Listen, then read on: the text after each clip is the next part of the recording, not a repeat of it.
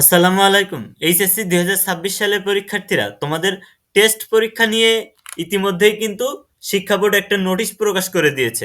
নোটিশে বলে দেওয়া আছে কত তারিখের ভেতরে কলেজ যে কলেজগুলো আছে বাংলাদেশের সব কলেজগুলোর প্রধানদের বলে দেওয়া হয়েছে এরকম যে আপনাদেরকে ২৬ তারিখের ভিতরে ২৬শে ফেব্রুয়ারির ভিতরে টেস্ট পরীক্ষার ফলাফল দিয়ে দিতে হবে।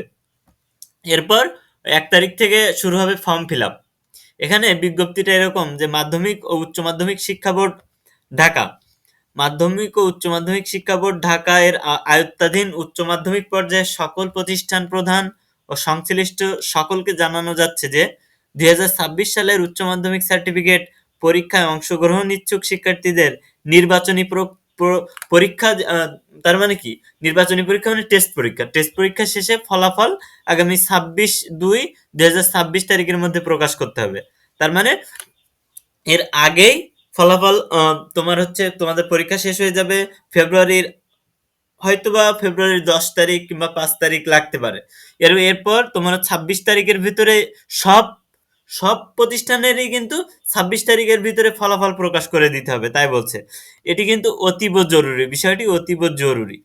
এরপর কথা হচ্ছে সেটা না। কথা হচ্ছে ২৬ তারিখকে তো বলে দিল যে ২৬ তারিখের ভিতরে ফলটা প্রকাশ করতে হবে।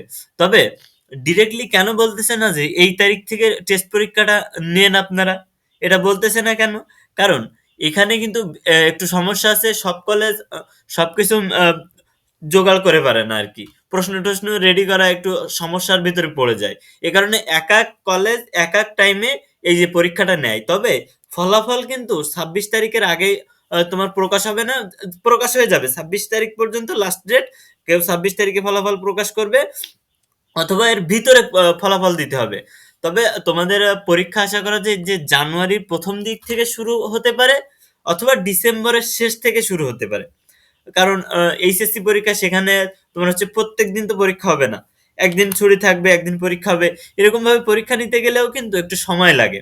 আর ফার্স্ট পার্ট, সেকেন্ড পার্ট যেহেতু আসে অনেক সাবজেক্ট, সেই কারণে তোমাদের কিন্তু প্রায় ১ মাস মতো টাইম লাগবে। সেক্ষেত্রে ধরো তোমার ২৬শে ফেব্রুয়ারির ভিতরে যদি রেজাল্ট প্রকাশ করতে হয়, তাহলে তোমার ফেব্রুয়ারির ৫ তারিখের ভিতরে তোমাদের নির্বাচনী পরীক্ষাটা নিয়ে নিতে হবে।